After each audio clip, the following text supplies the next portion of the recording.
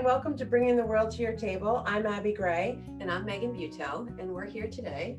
And we're going to go to Vienna. Yay! Yay!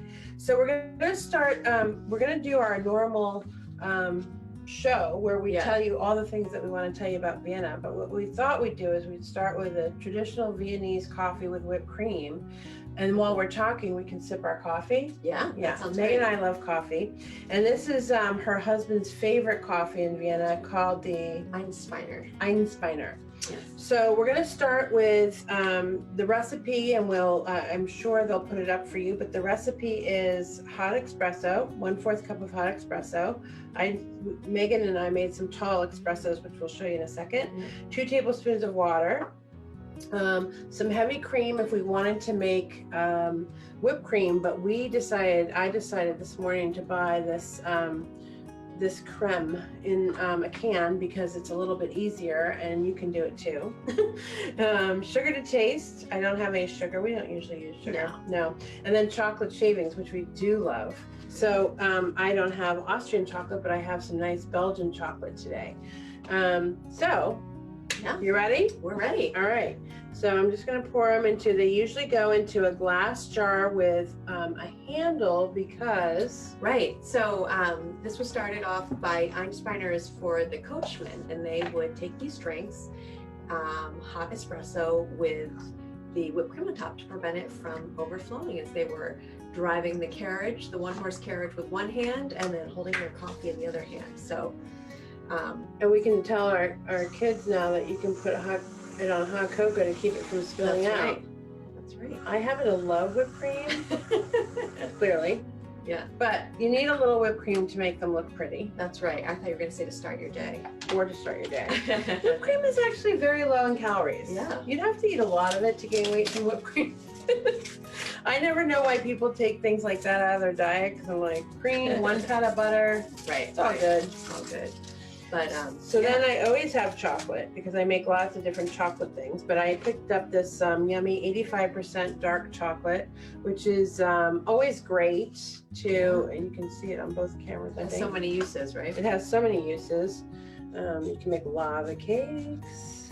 Oh, look how beautiful that looks. Yeah, and I mean shaved chocolate on anything, not a bad idea, right? Can't go wrong. So then I'll keep that.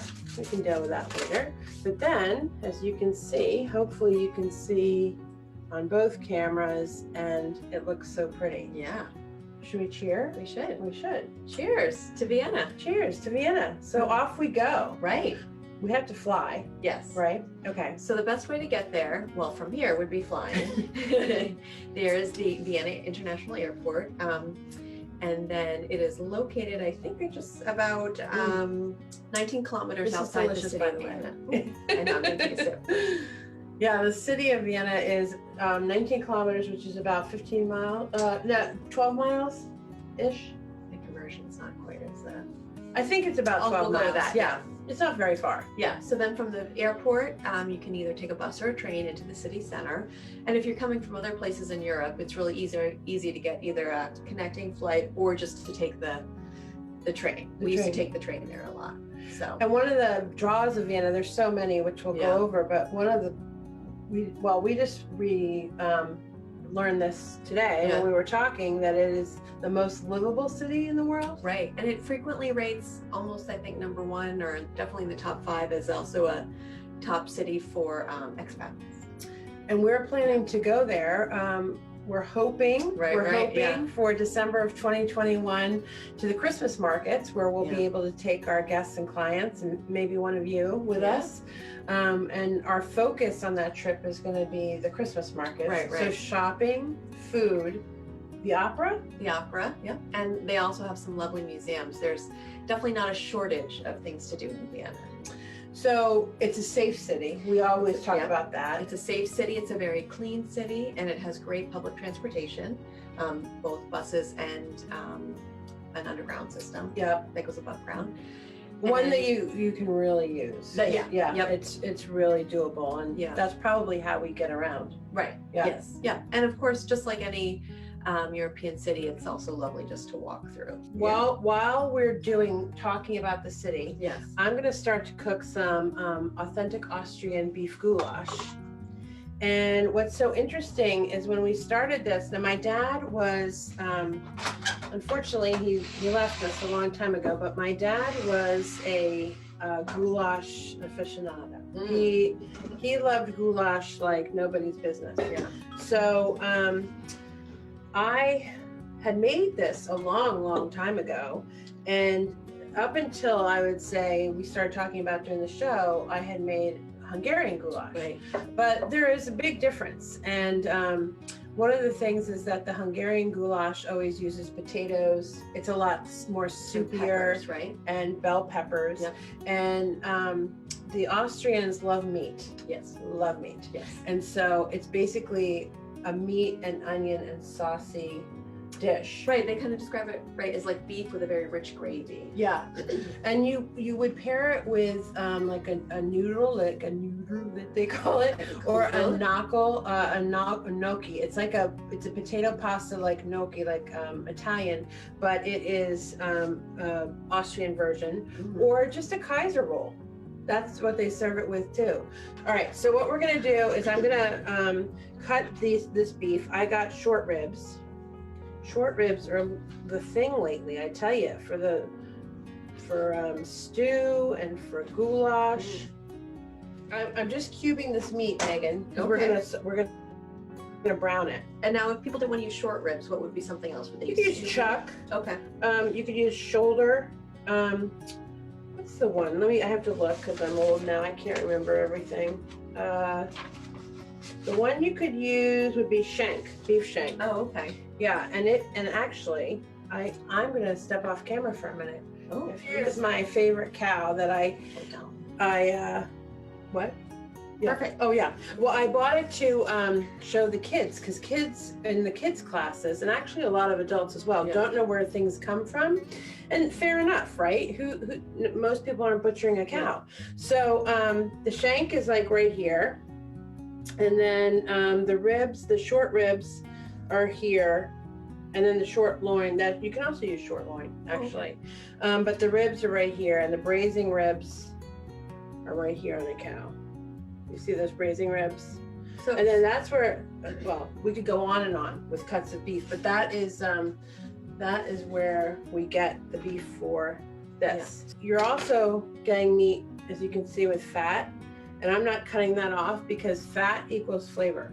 So the other thing is, it is going to cook over the course of, it says 3 hours, but I'm going to do it until 8 o'clock tonight, or whatever time we eat. And the fat just gives it more flavor. Right. Okay. So whenever you have a steak, for instance, that doesn't have any marbling, you're not going to get much flavor.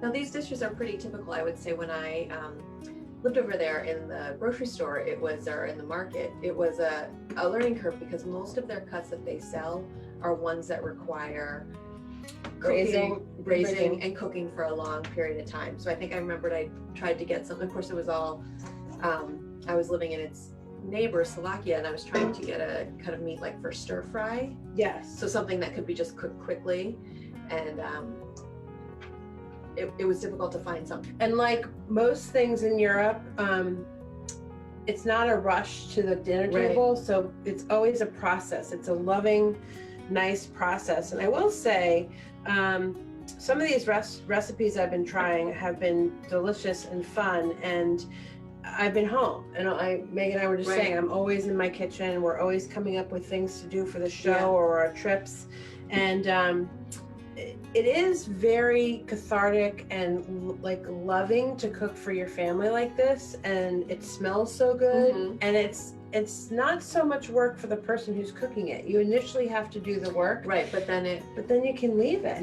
and then you serve this amazing meal.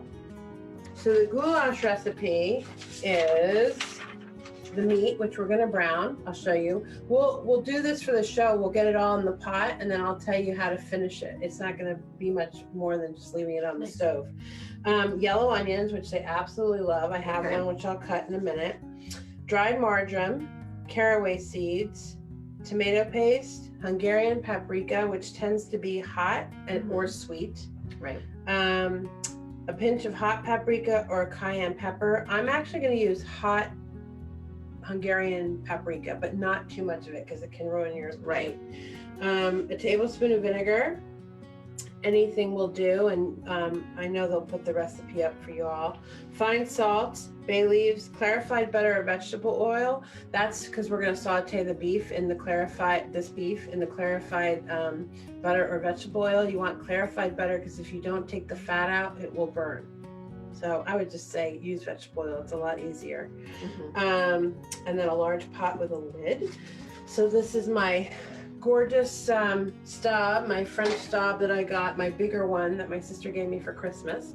So what I'm going to do is I'm going to take the meat and I'm going to switch over here and put our pot here so you all can see that we are going to just brown the meat right now. All right, so I just put a little bit in, and you want it to, I'll leave that there because sometimes we need more. Okay. But we shouldn't because that fat we were talking about from the beef will start to coat the pan as well.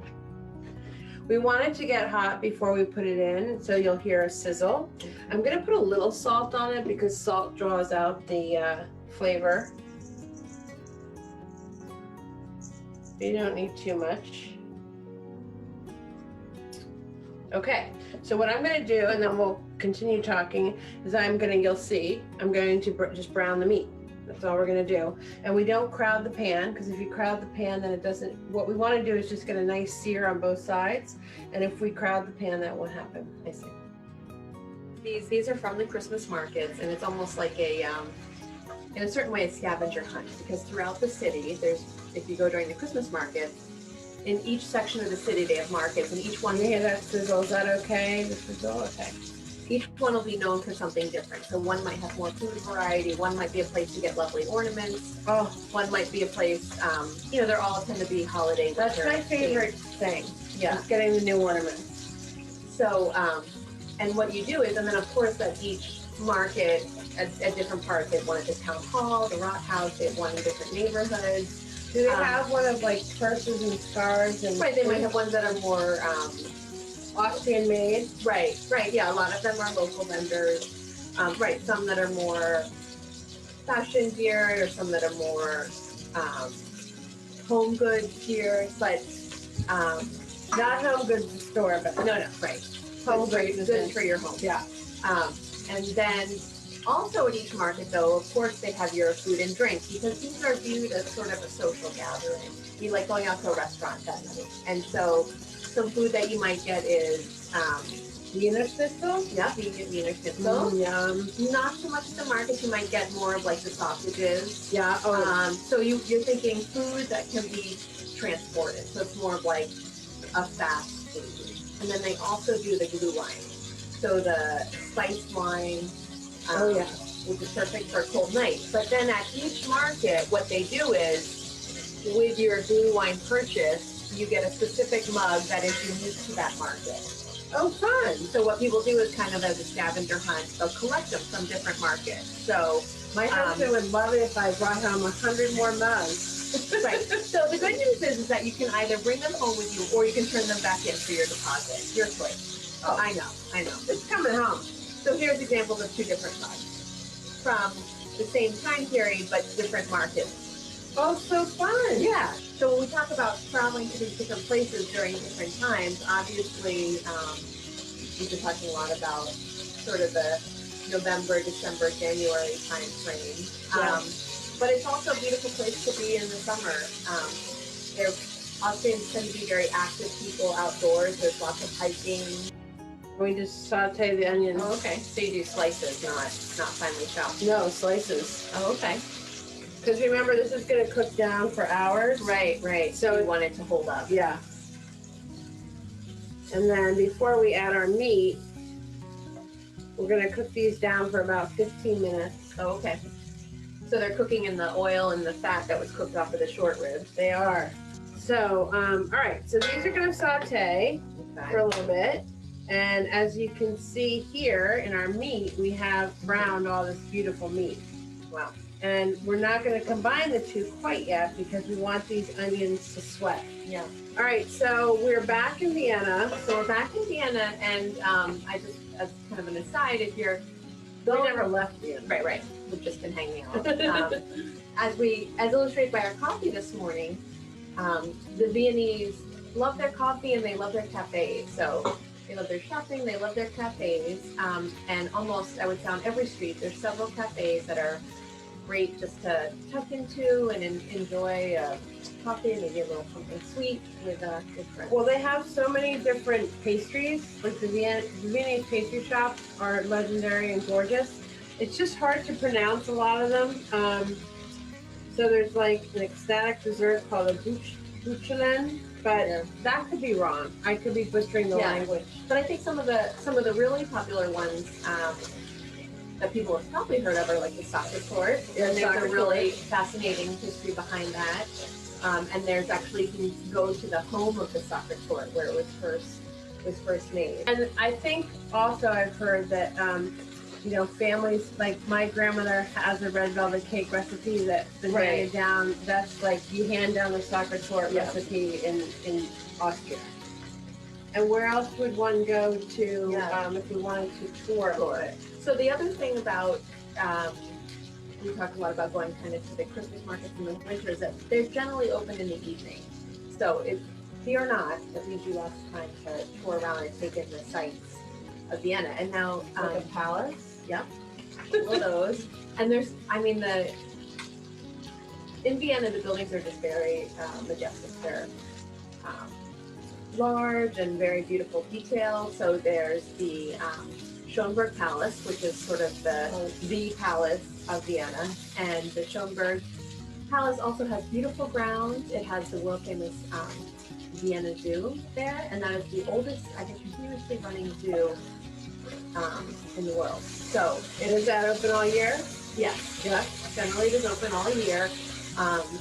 And they have, I think I was reading they are a species zoo, so they're really working on kind of continuing the species and studying.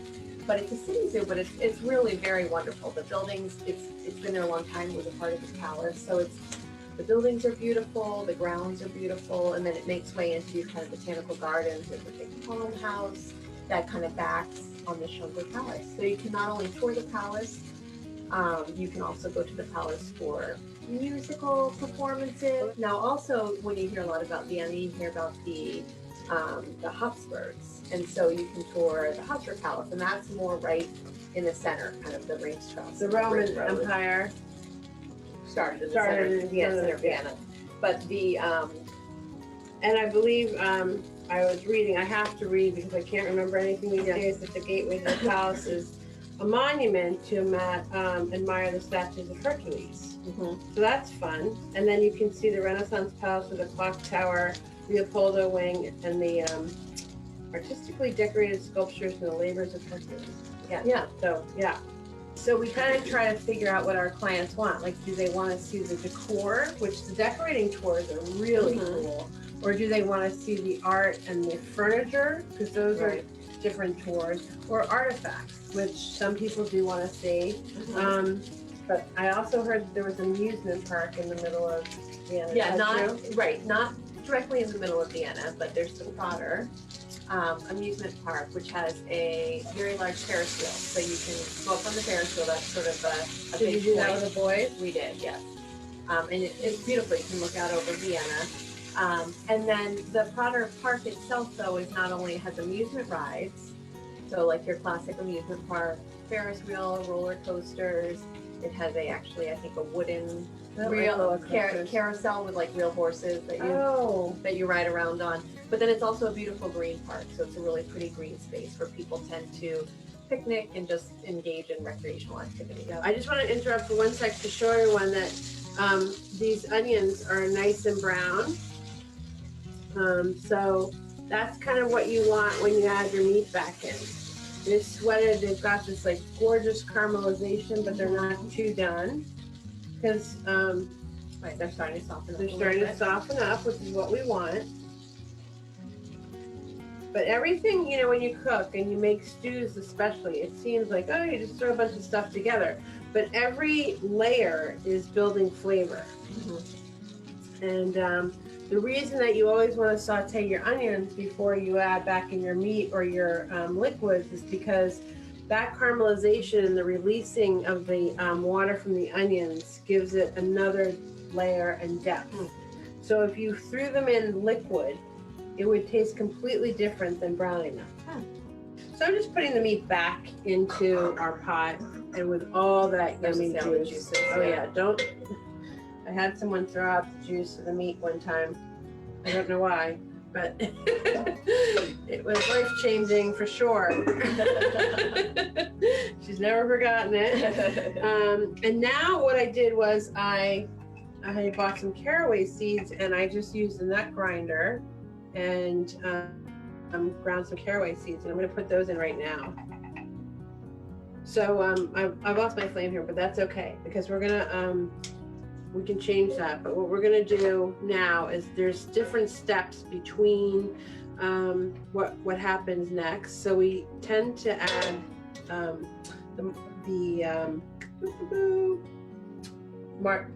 marjoram, but I'm gonna add a little bit of rosemary. I'm gonna add a little bit of rosemary. I was reading a couple different recipes and I do have some marjoram, but I can't locate it at this moment. So for TV purposes, so we don't have to stall the whole thing, I'm gonna add the rosemary. It won't change our lives at all. It'll be okay. And then back to our recipe, which should have been on your screen. And of course you can also get it on our website, which is travelwithabbyandmegan.com. I will upload that today. So now we're going to do the tomato paste. And because I doubled, this is 1 tablespoon, but because I doubled the meat pretty much, I'm going to use 2 tablespoons. And these little packets, which I got, are perfect. They're called perfect portions, and they're at almost every grocery store. And I love it because a lot of recipes do call for 2 tablespoons or a tablespoon, and I hate throwing out the jar because I never end up using the whole can. I know. Or I also buy the tubes of it. Yeah, the tubes are good. Which is easy. Then you can just keep them in your fridge. Yeah. Yeah. But I know the cans are, I'm always amazed. I buy chili paste like that. Yeah. I always think, like, who uses the rest of the can? I don't know. In the making of our stew, or our goulash rather, we have added 2 tablespoons of the tomato paste. We have the onions, the meat. Well, this is looking good. I know that the meat has to tenderize, but I want to take a bite so badly. The caraway seeds and rosemary and or marjoram. And then we're going to do a little cayenne pepper. But no, I'm not going to do the cayenne pepper. So instead of doing the cayenne pepper, I'm going to do the hot paprika. Okay. That is literally probably enough. You don't use that much, just around this much. You won't believe how much flavor it will give, okay? Yeah. This is the hot. This is the hot paprika. And it can kind of... If you were using like a sweet paprika, would you use a little bit more? Or? You could use a little more, and I might put some more in. I'll taste it. I find that when I teach classes, the biggest thing that people don't do is taste their food. Right. How can you know? Now, the other thing is bay leaves are really medicinal. Bay leaves are really fantastic for you. So you can either put in 2 bay leaves, but I tend to use, in stews, I use the ones that are, never used those. Yeah, these are great because you don't have to take them out. Yeah. You don't have to take them out, and they kind of just break down. You want to use them in something that's going to break down. Right, so that's something that's going to cook over time. But yeah. Yeah. So you don't want to throw them in at the end and something will be a little crunchy. All right, so now you can see it's getting thick. Yeah. Yeah. It's starting to get like a gorgeous glaze on it and get thick. And then what we're going to do is we're going to add some liquid. We need to add some liquid to this. But what we do is we are going to add a cup of water. Okay. But a little vinegar. So I have about a cup of water. You know you've added a nice amount when you hear that sizzling stops. so we always have favorites that we like in Yeah. cities. So in Paris, for instance, we get off the plane, we like to go to this falafel place in the Marais. So that's where we start. Right, There's so much. Yeah. But in Vienna, I think we would go and definitely maybe start with a coffee and one of those, maybe it's the Sacrator or Yeah, a definitely. dessert, something like that. Yeah. And then make our way to the goulash situation. Right, yeah. Or the Wiener Schnitzel. Yeah, there's a great Or the Vienna sausages. Yeah, I mean there's so many. so many options. So what I'm going to do with this, before we leave you, what I'm going to do with this is I'm going to let this simmer. I told you simmer for about 3 to 4 hours, but go longer. Like goulash is typically better the next day, kind of like bolognese. So if you don't need to eat it till tomorrow, it's something great to make and then simmer for 3 to 4 hours and then bring it back up to temperature over a low heat when you want to heat it and serve it. And again, you could serve it if you don't want to make the traditional, I think it's called knockrol, which is like a potato pasta. Mhm. It is a potato pasta. But make a gnocchi, serve it with a gnocchi or potatoes. Just make, boil some potatoes and just kind of put a little butter on them and mash them on your plate. Don't mash them, but mash them on your plate and serve the goulash, or just get a nice, beautiful Kaiser roll and then serve the goulash on top. Great. Wow. And and so also remember to go to our website. We're going to keep updating. We're working on our website and we are looking forward to try to go in December. But we're trying to add fun tours. We're trying to make sure that these shows get onto YouTube. Megan's doing some tours and I'm doing some cooking classes that we want to put up as it relates to our trips. So we're trying to stay relevant. And look forward to some Vaccine. I mean, and exciting adventures. Yeah. So, in addition to the website, be sure to follow us on Facebook at Travel with Abby and Megan, as well as Instagram. On Instagram, which is Travel with Abby and Megan. And also our YouTube channel, Travel with Abby and Megan, where you can see issues of our show and just some general what we're up to. And it's Travel with Abby and Megan spelled out. Yep. And on the YouTube channel, we have our NSTV episodes, but like we mentioned, or we wanted to mention that Megan and I are doing some online tours, some Zoom classes, and things that we can put up for your enjoyment. And also, while we do our research for our destinations, we thought, why not? We'll share it with you. Yeah, bring you along. So yeah. So remember, there's always room at our table. Thanks so much for joining us. Bye. Bye.